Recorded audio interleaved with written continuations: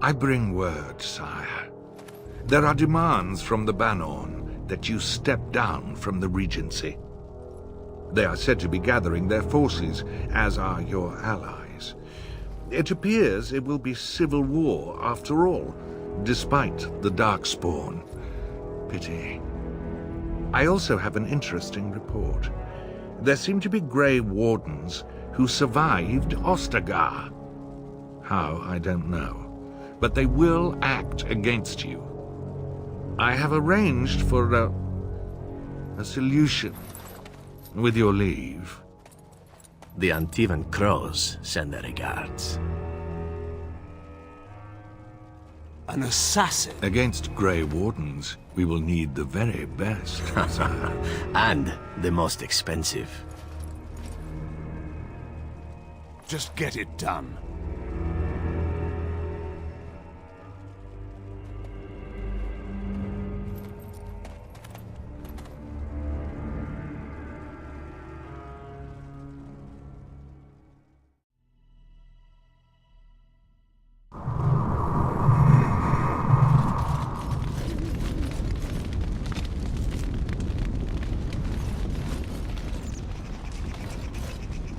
What can I do for you, Warden?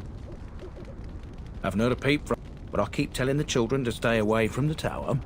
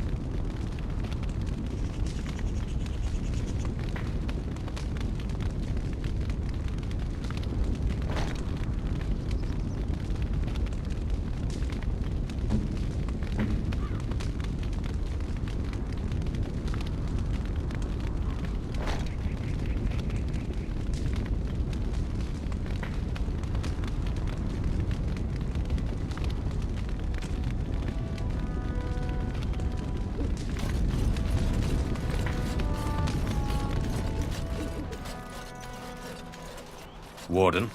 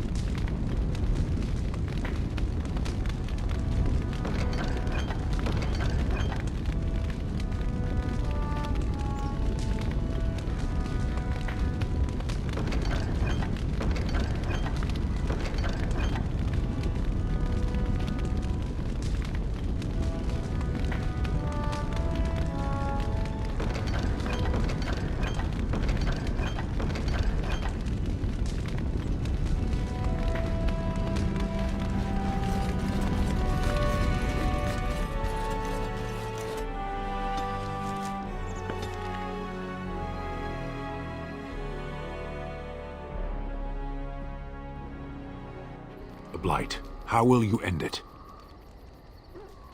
Is that all? It is surrounded by an ocean of darkspawn. How will you reach it? If you reach it, how will you slay it? You say you are a Grey Warden.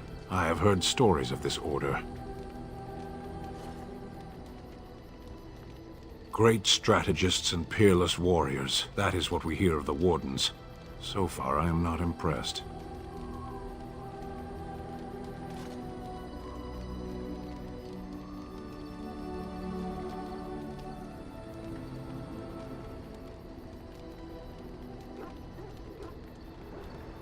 Evidently not. It remains only to see what you are here for.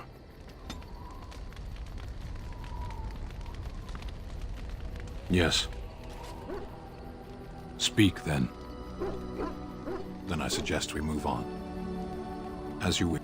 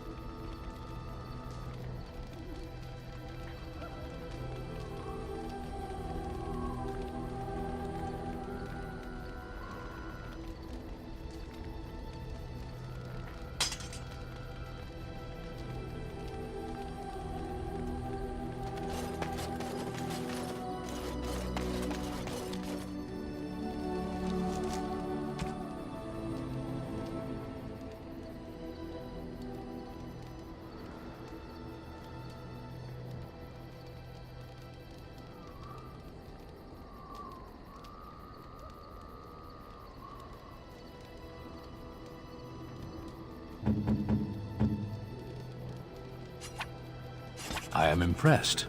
My thanks.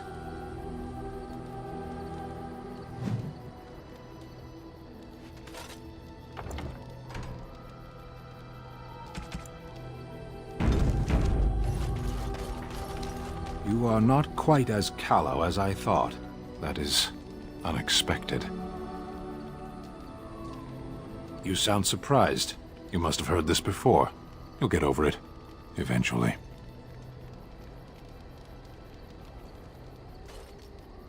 I caged myself. A weak mind is a deadly foe, as you are no doubt aware. I told you before that I was sent here.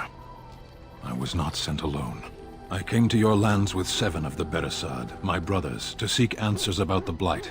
We made our way across the Ferelden countryside without incident, seeing nothing of the threat we were sent to observe. Until the night we camped by Lake Calenhad.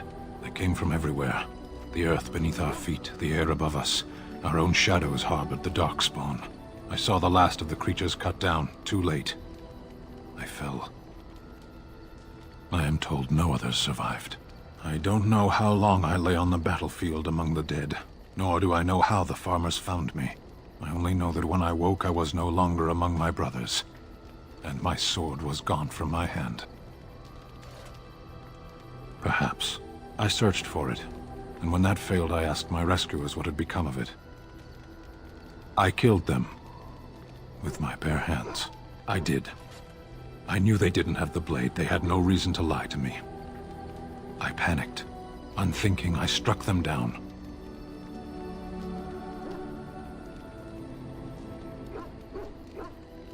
That sword was made for my hand alone. I have carried it from the day I was set into the Beresad. I was to die wielding it for my people. Even if I could cross Ferelden and Tevinter unarmed and alone to bring my report to the Arishok, I would be slain on sight by the Antam. They would know me as soulless, a deserter. No soldier would cast aside his blade while he drew breath. If I knew where to look, it would be in my hand now. Near Lake Calenhad. Perhaps those words are empty, but thank you all the same.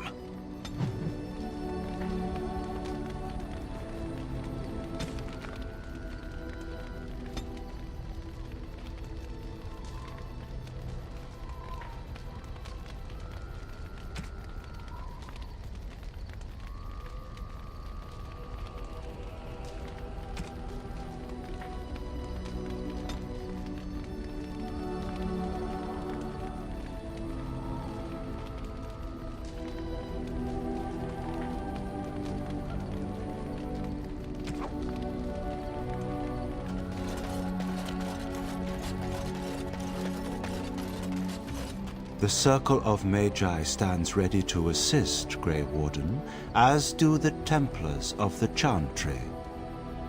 There are always areas to improve on, Grey Warden. The most useful for my talents are runes.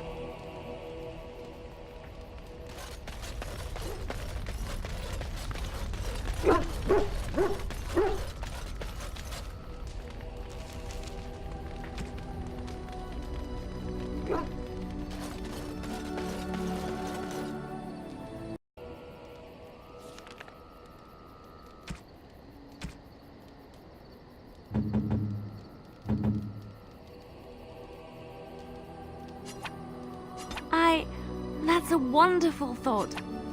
I don't know what to say.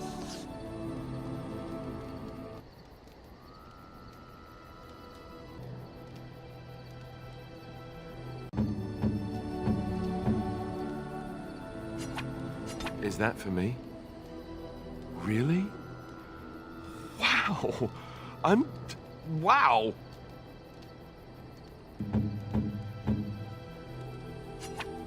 Oh, how dear of you. Thank you so much.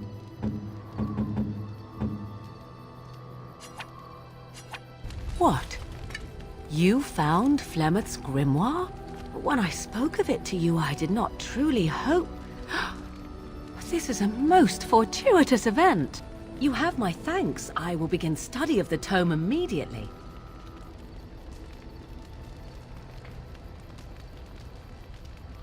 suppose something is deserved for all your efforts, is it not?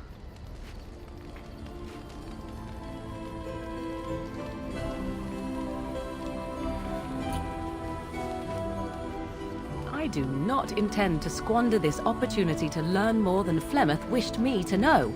This should be interesting.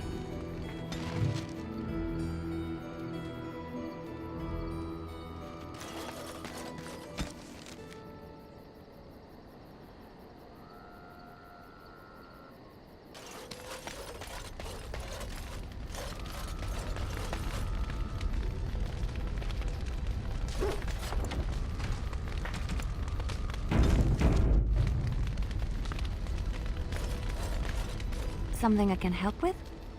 Yes? What's on your mind? My mother was from Denerim, and I consider myself a Ferelden. Mother served an Orlesian noblewoman who lived here when Orlais ruled. When Orlais was defeated and the common folk began to resent the presence of any Orlesian, the lady returned to Orlais. She took my mother with her. I was born in Orlais and did not set foot in Ferelden till much later. Mother was always telling me stories of her homeland. I think she missed it. Mother died when I was very young. Lady Cecily let me stay with her. I had no one else. She was quite old then, and she had me study music and dance to entertain her. It is unfair that I have more memories of Cecily than my mother. Strangely, the only thing I really remember of Mother was her scent. She kept dried flowers in her closet amongst her clothes. Small white Ferelden wildflowers with a sweet fragrance. Mother called them Andrastis Grace. They were very rare in Orlais. But enough about that. Let us move on. Something I can help with? Yes? What's on your mind? I miss Val Royeaux. Unlike other cities where the people are the lifeblood and the character, Val Royeaux was her own person, and her people little more than decorations. There was always music in Val Royeaux, streaming from the many windows, quiet refrains and triumphant choruses, and always, floating above that all, the chant, coming from the grand cathedral. It was magnificent. Oh, it would take me a day or two to talk about the many splendors of Orlais, her golden fields, her lush meadows. Of course, there are good things and bad things about Orlais, like anywhere else. Sometimes I miss it dearly, and sometimes I'm glad I'm rid of it.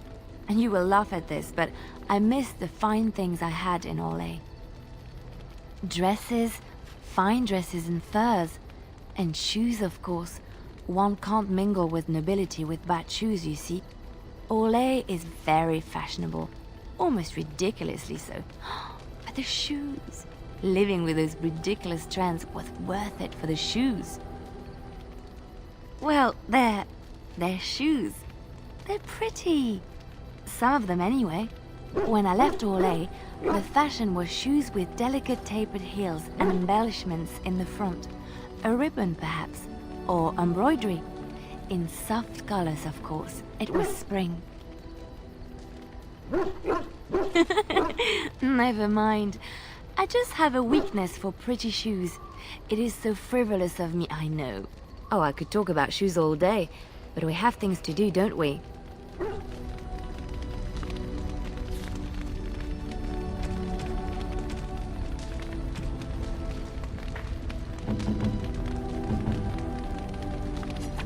Oh, how deep... Something I can help with? Yes? What's on your mind? Of course I do. I love stories far too much to keep them to myself. Everyone should be able to benefit from them, I think. Chantry lore says it is man's pride that created the Darkspawn. In ages past, the mages of the Tevinder Imperium ruled much of the world we know. In their pride, they thought their magics invincible and imagined that they were greater than the Maker himself. So thinking, they invaded his golden city, planning to take it for themselves and depose their own creator. But they were impure and full of sin. And it is with the sin that they tainted the golden city, corrupting it forever. The Maker cursed them, and cast them from his sight. Wherever they went, they spread the taint of their sin. Any land that was touched by the taint became blighted and would suffer no life. Instead, the Darkspawn arose to torment us and remind us of our hubris. Of course, Orlesians enjoy telling stories. I shall tell you my favorite tale of Aveline, the Knight of Olay. A long time ago, a girl child was born to a farmer. He had hoped for a son, not a daughter, and so he told his wife to abandon the child in the woods. Before the cold could claim her, the baby was found by a tribe of Dalish elves who took pity on the poor mewling thing and raised her as their own. Aveline, for that is what they called her, grew strong and quick and clever under the guidance of the elves. She learned to wield a sword as well as any man, could kill a deer with an arrow at 100 paces, and was as graceful on the back of a horse as she was on foot. Aveline's Dalish guardians saw that she could easily best any Orlesian chevalier in battle, and wanted to show the cruel humans the child they had left to die. They bestowed upon her a fine horse and armor, and sent her to prove herself to her people in the grand tourney. Now in those days, no woman was allowed to take up arms, let alone compete in the grand tourney, but Aveline kept her helmet on and was not discovered. Aveline won many events and gained the approval of the adoring crowd. Eventually, she came face to face with the knight Kaleva in the grand melee. Aveline had already bested him in the joust, and Kaleva was determined not to lose a second time. Out of desperation to regain his honor, Kaleva tripped Aveline and tossed her to the ground, ripping off her helmet as he did so. Silence fell upon the arena as Aveline was revealed. Kaleva declared the previous competitions invalid. A woman had taken part, and this was not allowed. But the crowd cheered for Aveline. Kaleva was furious, for he had lost to a woman and was now being shamed. Blinded by his rage, he forced Aveline to her knees. "Know your place, woman," cried he, and slit her throat. The son of the king, Prince Freyan, was present. He recognized Aveline's skill and bravery and began to see the injustice done to the women in his land. When he was made king, he rewrote the laws of Olay so that women could also become chevalier. He honored Aveline and knighted her after her death. And to this day, any female who is knighted reveres Aveline the Brave, for she is the patron of all women chevalier. I know one, told to me by my mother a long time ago. It always chilled me to the bone. Maybe you have heard of Flemeth? Are you sure? Was she the Flemeth of legend? Flemeth, the devourer of men? Flemeth, mother of witches? Flemeth, demon-touched, who dwells in the mists?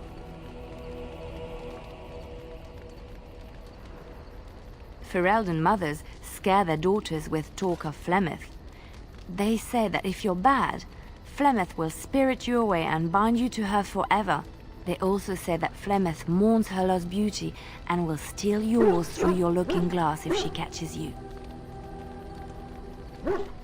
Flemeth's beauty was known throughout the land. She had hair like unto a moonless night, skin as pale as winter's first snow, and eyes as beautiful and perilous as the sea.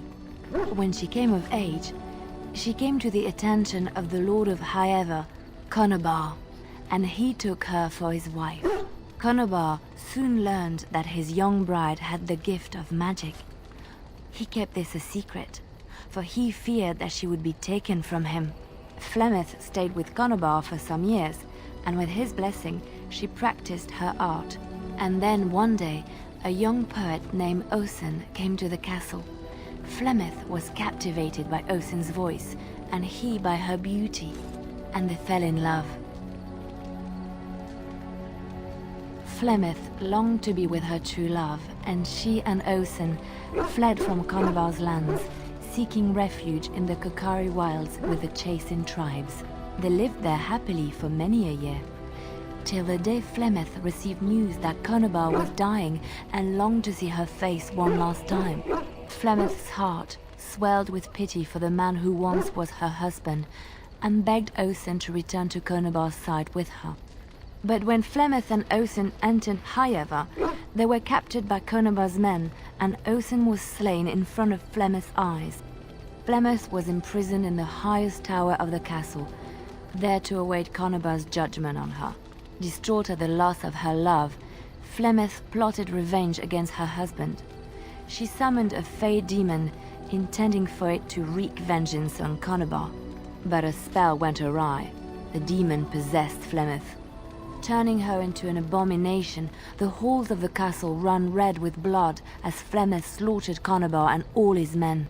The last of Flemeth's humanity melted away, and at dawn, she stole back to the wilds to plot and scheme for 100 years.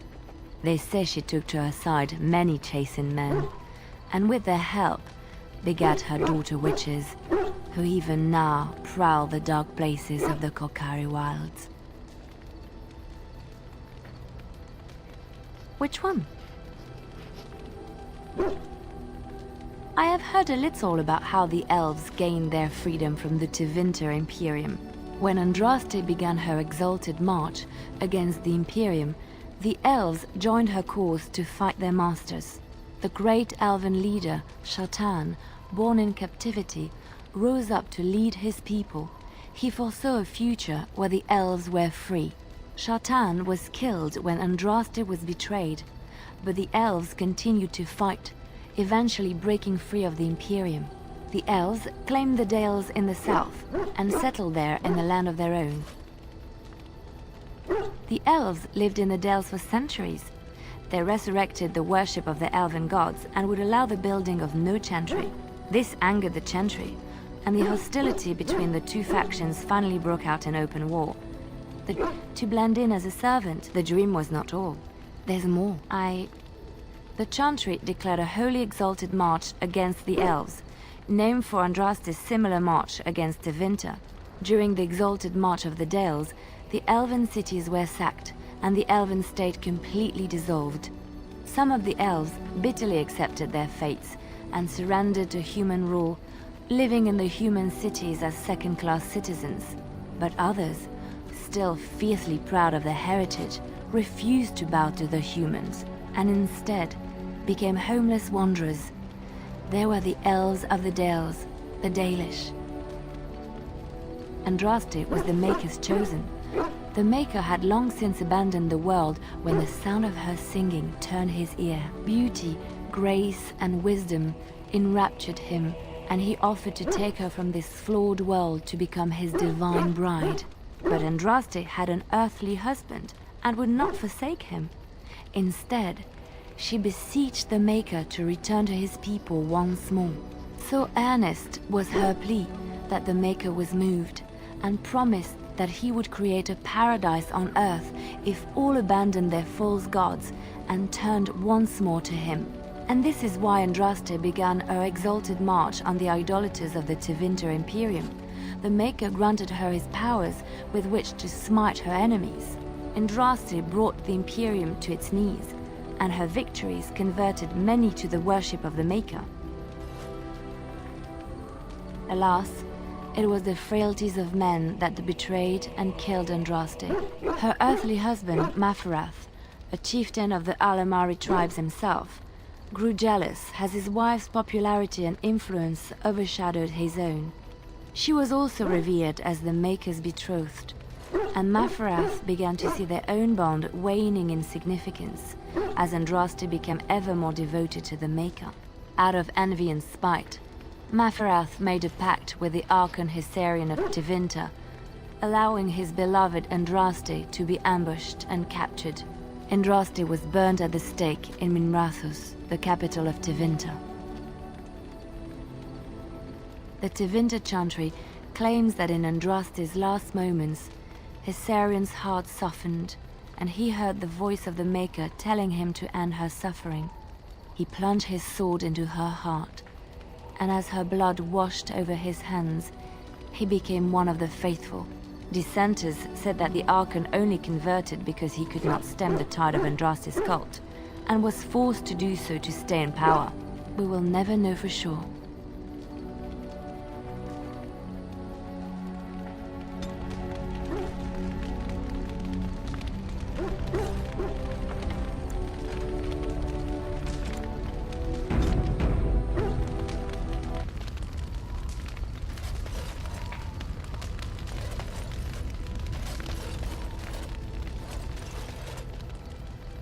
Oh, it's been a long day. Rest would be welcome. Yes, of course. I am just a little weary. As you may have noticed, I'm no spring chicken. Thank you. You're very kind to say so. But in all honesty, I do not know how many years I have left in me. I have lived for such a long time. But there is always something else to do. And I have to keep going in order to do it. I think I will be glad when I am done. Oh, I don't know. I really don't. Have you encountered many abominations, apart from the ones in the Circle Tower? The first time I saw an abomination, my blood turned to ice. It was months before the nightmares stopped. It was the knowledge that I could easily become one of them that frightened me the most. One slip. All it takes is one slip, and everything you are is simply gone. Replaced by madness. And there is no turning back, or at least that's what they say. Of late, I have begun to wonder if there is any way an abomination can be cured, or if a mage could be so possessed and still retain their sanity, their humanity. Yes, it is madness and cruelty that define abominations. If those are lacking, if the mage remembers the person they truly are, then they are not an abomination. I never saw that. Thank you for showing me another way of looking at it. So, tell me, how did you become a Grey Warden? Arl Rendon Howe? The Arl of Amaranthine? Why would he do such a thing to you?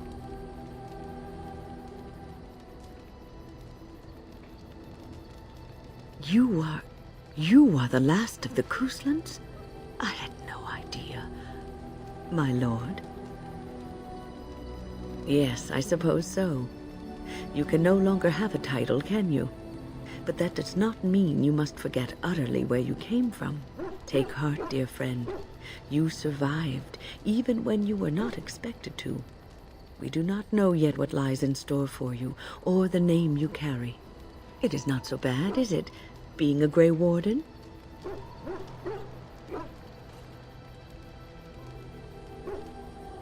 Sometimes it gives me comfort to think that everything will end up the way it's supposed to. That it will be all right. You were chosen. You survived the joining when others did not. Perhaps it was meant to be. I must ask, what does being a Grey Warden mean to you?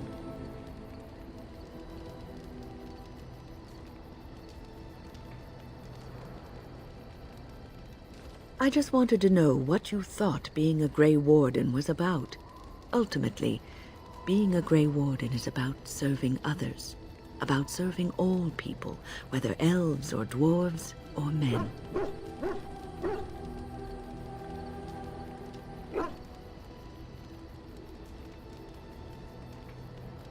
As a Grey Warden, you are a guardian of men, and you guard them because their continued existence is more important than you are. Thus it is you who serves, not they.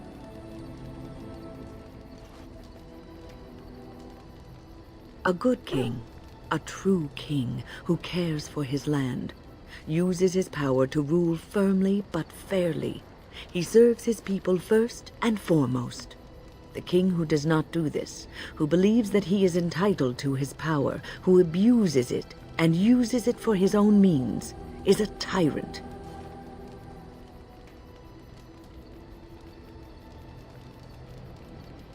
If you live apart from others, and your actions affect only you, then you may do as you wish. But if you have power, influence, and strength, your every action will be as a drop of water in a clear, still pond. The drop causes ripples, and ripples spread. Think of how far they will go, how wide they will become, how will they affect the pond. But I've lectured enough for today. I should stop before I wear out my welcome. Is there something you need? The circle is in good hands. Irving knows what to do, and he doesn't need me underfoot. For now, I will support those that battle the Darkspawn. I do feel I left things unfinished in Ostagar. There is so much left to do, and I would be part of it. Yes, I did leave them. But if the Blight is not stopped, all of them will face suffering greater than what was seen in the tower. The Grey Wardens, all 2 of you, need all the help you can get. I will see this through to the bitter end, and after that, if I am still left standing, then I will return to the circle. Perhaps. Is there something you need? I will answer to the best of my ability. People don't become mages. They are born mages. The talent just surfaces later. But you are asking how I ended up at the Circle. I was brought there by the Templars, just like many of the other apprentices. I don't remember very much. I was very young then. I didn't have a family. I never knew my real parents. My earliest memory was of hiding in a hayloft on a farm, trying to keep warm. I was found, and the farmer's wife was kind enough not to send me away. But they had children of their own, and I was never made to feel welcome. The eldest son was the worst. He was always calling me a stray, and throwing anything he could get his hands on at me. And I don't know how it happened, but one day, he just found his hair on fire. Fortunately, there was a large trough nearby. I had singed his hair and eyebrows, but injured little other than his pride. Who knows what they would have done to me had he been more seriously hurt. Thankfully, all I had to endure was a few nights locked in a cold barn with a bowl of water and a crust of bread. The Templars arrived several mornings later. I'll never forget the moment the Templars led me into the entrance hall of the tower. I had never seen anything so grand in my life. I stopped being afraid then. I knew I was home. Well, that's about all there is to my tale. That's how I came to the Circle. I would be lying if I said it was easy. First, there were rules, and we were constantly watched to make sure we behaved appropriately. Then there was the study of magic. We had to cast the spells just so, control the effects completely. A single word spoken incorrectly, a gesture out of sync, and lack of focus. And we needed to have perfect focus, or we would be in danger. Without the Circle and my mentors, I would not have been where I am today. And there was joy in life at the Circle. The joys of fellowship, in knowing that you were not alone in your struggles. In spite of everything, I was happy in the tower, and I loved it.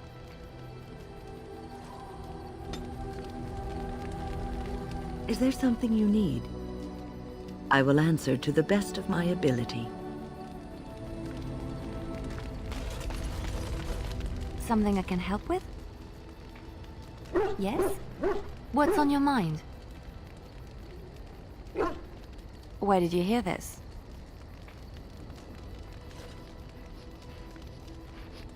And did you not think that this could be historical fact and no longer true? Not all minstrels are spies. Most are just singers and storytellers, but some of them are what we call bards. Bards are minstrels and more. Spies, as you say. Some say there is a bard order, but I don't think this is true. Many bards work alone or in small groups, doing the bidding of a patron who pays for their services. If there is an organization behind it all, no one knows who they are. Nobles mostly. In Orlais, there is much rivalry amongst the highborn. They fight over land, influence, and the favor of the Empress. But they cannot do this openly because it is impolite, and in public, they wear smiling faces and pretend to be civil. In secret, they plot and scheme to destroy each other. It is a game completely meaningless to anyone but its players. I have revealed too much, it seems, but it doesn't matter what I used to be. It is the past. I found myself in Ferelden and sheltered from bad weather in the Chantry, and when the storm passed, I just did not want to leave. I like to see the Maker brought me here. Something I can help with? I don't think you have the correct aptitude. I could give you some pointers, though. You may be able to pass them on to someone you know. Let's just go over there, away from the others. For safety, yes? I expect there shall be daggers flying about willy-nilly for a time.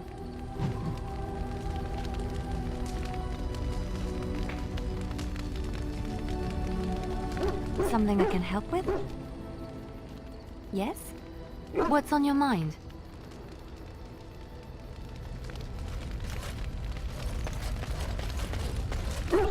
Something on your mind? Of course.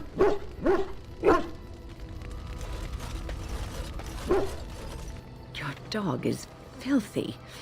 I can smell him 50 yards off.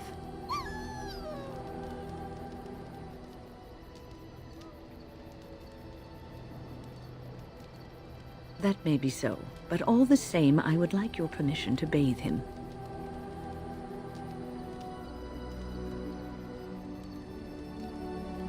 No, that's not what magic is used for. Just make him sleep over on the other side of the camp, with Alistair. With any luck, that will keep all the stench confined to one small area.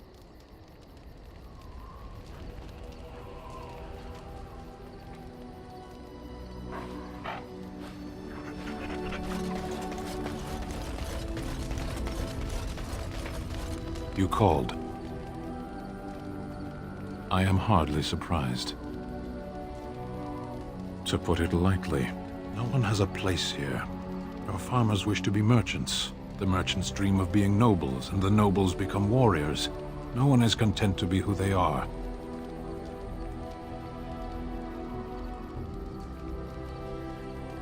What does that accomplish? The farmer who buys a shop is never a merchant.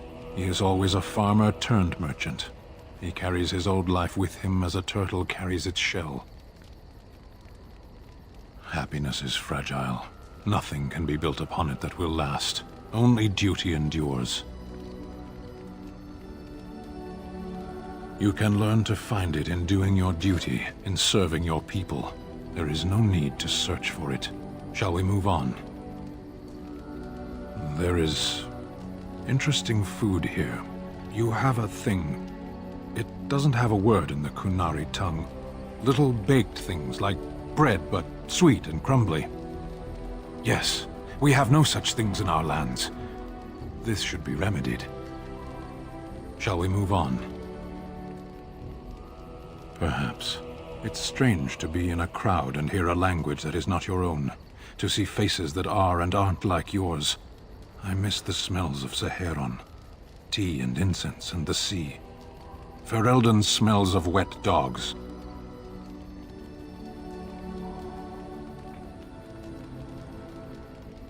Skunks don't mind the smell of other skunks either. Shall we move on? Speak, then. Then I suggest we move on. As you wish. You called. As you wish.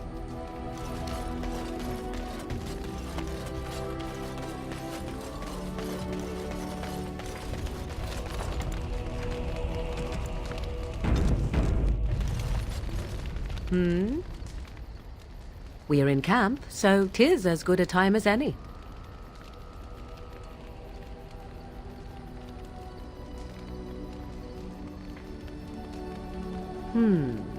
Perhaps?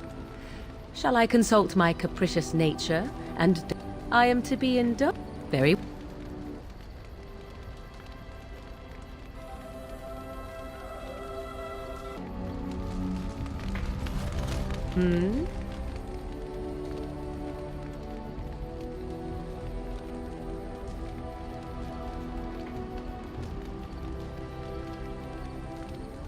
So, full of questions, are you?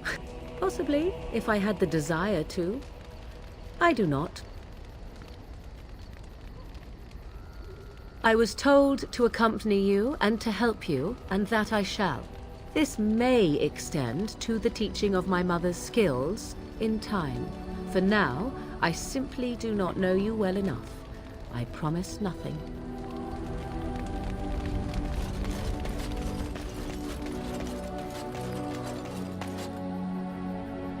Are you sure I can't interest you in this hat? I'm sure you'll be pleased with the goods my boy and I have collected, and with your discount.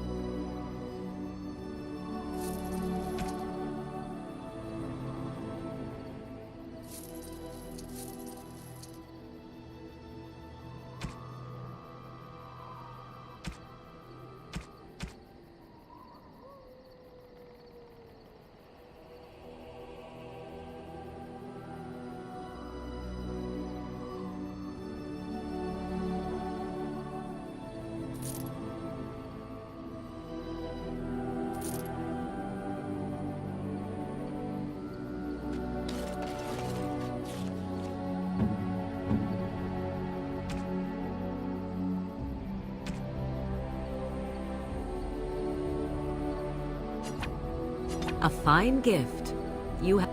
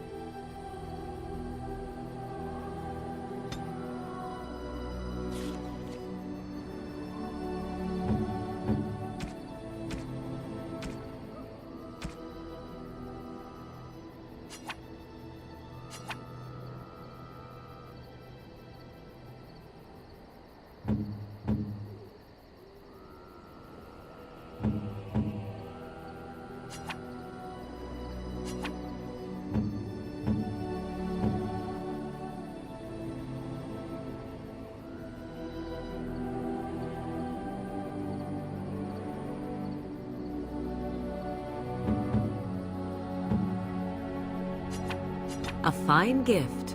You have my thanks.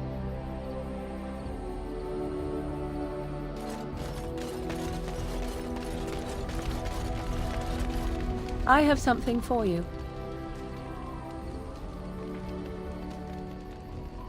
Tis a ring. Now, before you get any foolish notions, let me explain. Flemeth once gave me the ring because it allowed her to find me no matter where I went, in case I was ever captured by hunters. I disabled its power as soon as we left the wilds. Recently, however, I thought to change it. Now, I will be able to find whoever wears it instead.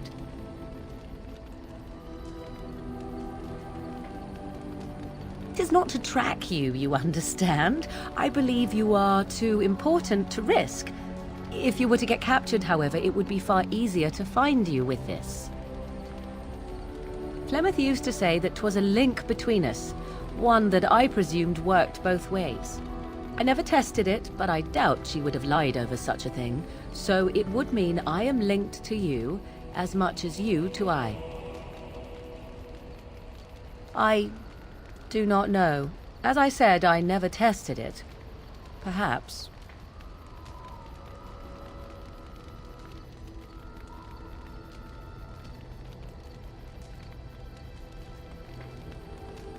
You are welcome. Perhaps it will be useful someday.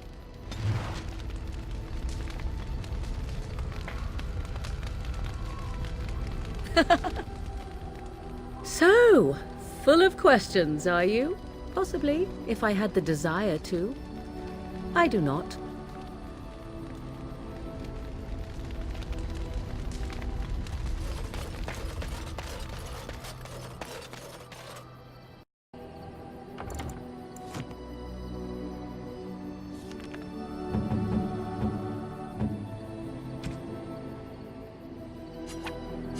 Generous gift. Thank you ever so.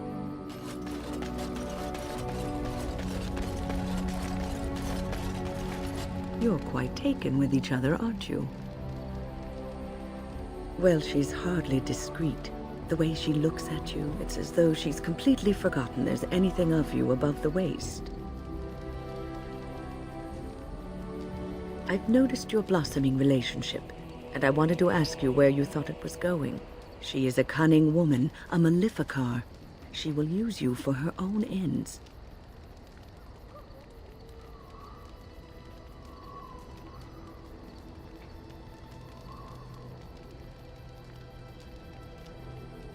I am telling you what I see and what my instincts tell me. And even if the feelings you share are genuine, this affair may not be the best thing for either of you. You are a Grey Warden. You have responsibilities which supersede your personal desires. Love is ultimately selfish. It demands that one be devoted to a single person who may fully occupy one's mind and heart to the exclusion of all else. A Grey Warden cannot afford to be selfish.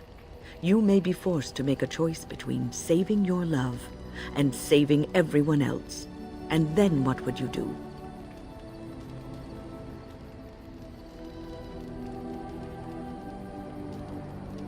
Nothing is certain. Not in these times. You cannot take anything for granted. I want you to be aware of this.